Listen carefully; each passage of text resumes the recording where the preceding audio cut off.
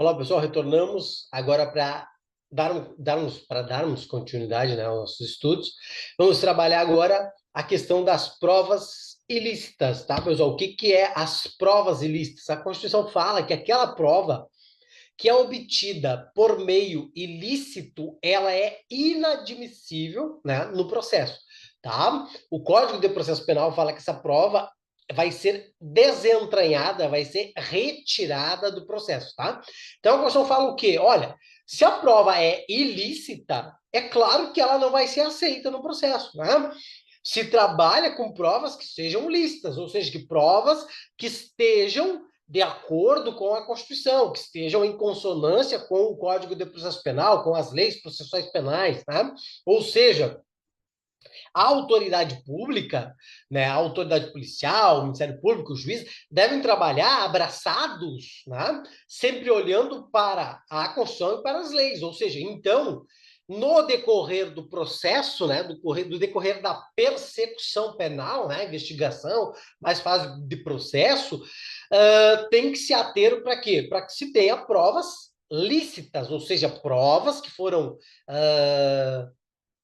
adquiridas, né, colhidas de forma legal, de forma lícita, de forma constitucional, sem ofensa à Constituição e sem ofensa às leis, tá? Por isso que a Constituição fala que se a prova foi colhida, foi conseguida, né? Se conseguiu aquela prova através de meios ilícitos, essa prova é inadmissível, é o que fala a nossa Constituição Federal. E o Código de Processo Penal completa dizendo que essa prova vai ser desentranhada. O que é desentranhada? Aquilo que vem das entranhas, né? Aquilo que é retirado, que é tirado, né? Ou seja, tem uma prova ilícita no processo, que foi declarada ilícita. Aquela prova eu retiro do processo. Então, quando o juiz for analisar para ver se condena, se absolve, para tomar o seu convencimento, ele não vai poder levar em consideração aquela prova ilícita porque ela foi retirada, ela foi desentranhada, porque ela é inadmissível, ela não é admitida, ela não é aceita segundo o texto da nossa Constituição Federal, tá? Beleza, pessoal? Tranquilo? Vamos ver o que diz o texto da Constituição Federal para a gente poder dar uma lida, né, está se ambientando ao texto. Olha o que diz aqui, ó. São inadmissíveis no processo, tá? As provas obtidas por meios ilícitos, ou seja, se eu obti uma prova no decorrer da persecução penal, no decorrer do processo da investigação, se eu obti essa prova, se eu consegui essa prova de forma ilícita por meios ilícitos, esta prova vai ser inadmissível, não vai ser aceita no processo, tá? Esse é o texto da Constituição Federal. Beleza? O Código de Processo Penal complementa esse texto dizendo, olha, além da inadmissível, como a Constituição fala, ela tem que ser desentranhada, retirada do processo. É claro que vai ser, não pode ser levada em consideração pelo juiz, tá? Então vamos supor que eu tenho a prova A, B, C e D, né? E a prova A foi declarada ilícita, porque ela foi obtida por meios ilícitos. Então, nesse caso, a prova A, ela é inadmissível no processo. Ela não pode ser admitida e ela deve ser desentranhada, retirada do processo. E o juiz, quando for fazer a sua análise, né, o promotor, quando for pedir a condenação, não pode usar como fundamento a prova A. Por quê? Porque a prova A ela é uma prova ilícita, ela foi inadmissível, ela é inadmissível no processo e não pode ser levada em consideração para um pedido de condenação ou para uma condenação. Tá, pessoal? Tranquilo? Isso é as provas ilícitas, tá, pessoal? Que não podem ser consideradas. O que é uma prova ilícita? Aquela que é obtida por meio ilícito, tá? Voltando aqui para o nosso mapa mental, seguindo a nossa explicação, vamos lá. As provas ilícitas, pessoal, então, não podem ser levadas em consideração. Por quê? Porque foram colhidas, né, obtidas por meio ilícito, ou seja, por uma forma ilícita, né, por meios escusos, tá? Beleza? Beleza. Exemplo para vocês, né? botei uma imagem para vocês aqui de uma pessoa aí que está amarrada, né, que está sofrendo algum tipo de violência, né? Uma pessoa que é torturada para confessar um crime, né? E ela confessa. Mas essa confissão vai valer? Não, pessoal. Por quê?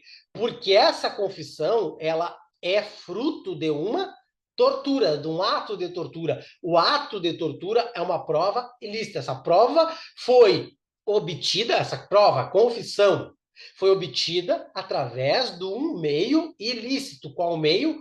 Tortura, tá? Então, essa prova não pode ser admitida, ela é inadmissível no processo. Beleza?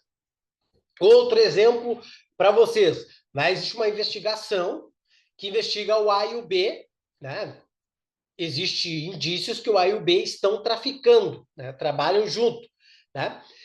E sabe-se, né? Tem-se ali burburinho na investigação que o A vai entregar um carregamento de droga para o B, tá? Qual é o caminho legal, lícito, constitucional que a polícia deveria fazer? Solicitar ao juiz, um dos caminhos, né?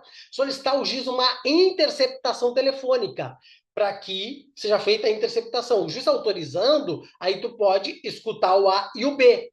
E aí tu pode escutar o A e o B combinando, né, o dia da entrega do carregamento de drogas. Né? Esse é o caminho legal, solicitar ao juiz a interceptação do A e do B. Mas aí a autoridade policial, né, querendo agir de forma mais rápida, mais, sei lá, né, querendo atropelando as coisas ali, fazendo tudo por sua conta e risco, ali acaba que algum policial, alguém ali, pega e faz uma escuta, uma interceptação ilegal, né?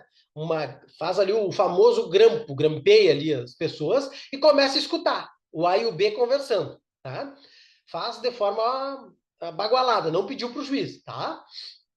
E aí o A fala para o B que vai entregar tal dia a droga. Aí a polícia, sabendo, vai, faz uma campana e no momento que o A vai entregar para o B, a polícia prende, tá? Prende o A e o B, pega ali 50 quilos de drogas, né? Tudo ok, filmaram, tudo ok, tudo certinho. Tá? O processo segue, prende todo mundo, o processo segue, chega lá na audiência, o que acontece? A defesa alega que não existia autorização judicial para aquela interceptação telefônica, para escutar o A e o B. Ou seja, não se pediu para o juiz a interceptação telefônica do A e do B. A polícia fez por conta e risco, fez uma escuta ilegal, um grampo.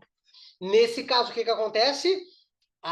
Aquela interceptação, aquela prova, aquela prisão, aquele carregamento de drogas, tudo cai por terra. Isso é uma prova ilícita. Por quê? Porque a prisão, né, a, a, o, a forma com que foi feita a coisa foi feita de forma ilícita, ou seja, a prisão, né, a apreensão da droga, né, foi feita por meio ilícito, ou seja, por uma escuta, por um grampo ilegal. Tá? O caminho era pedir para o juiz para interceptar o A e o B. Não fizeram isso, fizeram por conta e risco. Nesse caso, é uma prova obtida por meio ilícito. Qual é a consequência? Prova inadmissível. E nesse caso, só tinha essa prova. Bom, A e o B são soltos, né? Não existe mais prova de nada e A e B, ao final do processo, são absolvidos. Por quê? Porque aquela prova, que era a única, que provava tudo, né? Filmagem, prisão e tal, tudo foi em decorrência da interceptação, da escuta do grampo ilegal. Então, tudo aquilo ali cai por terra, como se fosse um efeito dominó. Como que é chamado isso?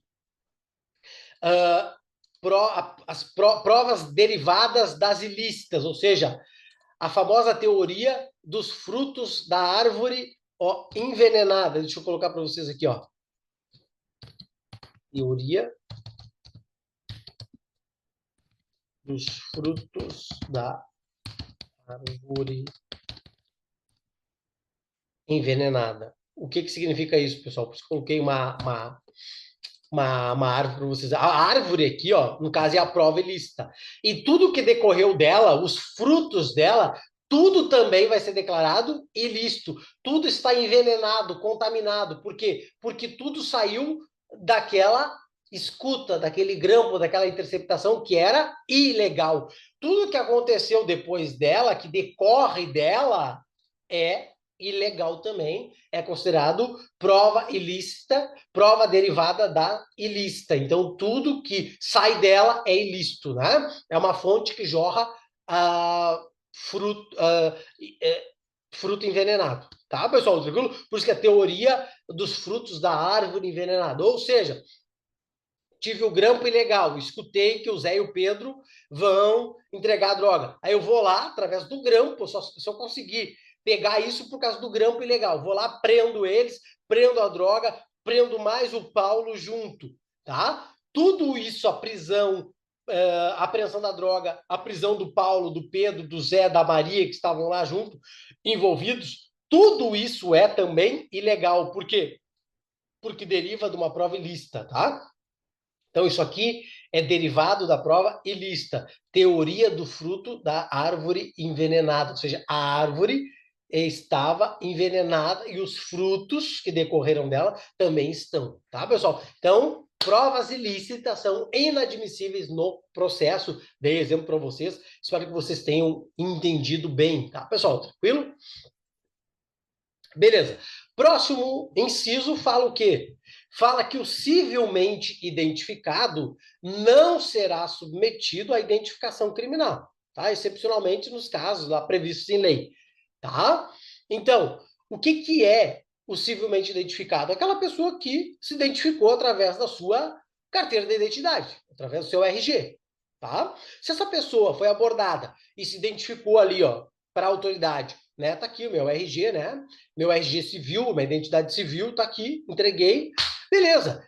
Civilmente está identificada, a pessoa civil está identificada. Ela vai ser submetida à identificação criminal? O que é a identificação criminal? Aquela de botar o dedinho lá, né? A digital. Ela vai ser submetida àquela identificação criminal de botar o dedo, a digital? Também não. Tá? Se ela se identificou de forma civil, apresentando ali a sua identidade, já tudo ok, ela não vai ser submetida à identificação criminal, botar o dedo ali, né, a digital e tal. Não, tá, pessoal? Então a regra é a identificação civil. O civilmente identificado, tá tudo ok, né? Não será submetido à identificação criminal. Só será submetido à identificação criminal quando restar dúvidas. Tem ali, aí na lei, a lei traz as exceções, né? Um exemplo, restou dúvida ali, tá rasurada a identidade civil, né? O RG ali, a foto não se identifica muito bem o nome. Nesse caso, submete a pessoa à identificação criminal, mas isso é exceção, tá? Tranquilo? Vamos lá para o texto da nossa lei, para a gente poder estar lendo este artigo aí que fala sobre o civilmente identificado. Olha só, pessoal, ó, o civilmente identificado, ou seja, a pessoa que se identificou com a sua identidade civil, não será submetido à identificação criminal. Pessoal, isso aqui é a regra, tá? Então, essa é a regra. O civilmente identificado não será submetido à identificação criminal. Tranquilo? Assim, beleza? Só que a Constituição traz a exceção, tá? Eu tenho a regra e eu tenho as exceções. Ó, salvo nas hipóteses previstas em lei. Aí o exemplo que eu dei para vocês, não conseguiu identificar a pessoa através da sua identidade civil. Bom, nesse caso excepcional, identifica a pessoa pela forma criminal, pela identificação criminal, coloca o dedinho lá, digital e tal, né? Tá, beleza? Mas fiquem ligados aqui, tá, pessoal? Porque eu tenho a regra. A regra, olha só, a regra é que o civilmente identificado não será submetido à identificação criminal. Ó, até aqui, ó, eu tenho uma parte, tá? Essa aqui, ó, é a regra. E aqui é a exceção. Então, ó, só vai acontecer da pessoa ser identificada através da identificação criminal em casos excepcionais, tá?